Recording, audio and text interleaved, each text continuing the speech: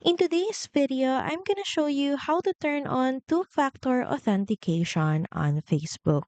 So first, of course, log into your Facebook account. Then next is click on your profile icon at the top right.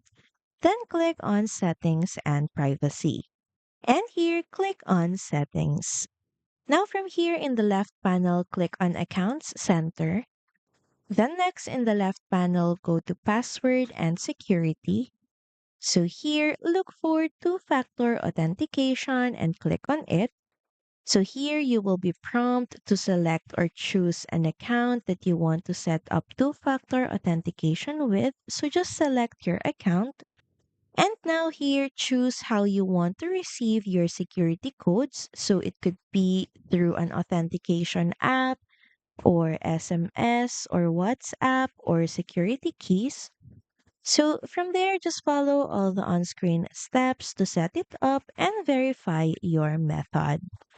Now, once enabled, Facebook will now require a code every time someone tries to log in from a new device. So that's pretty much it. Thank you very much for watching this video, and I'll see you again on the next one. Bye!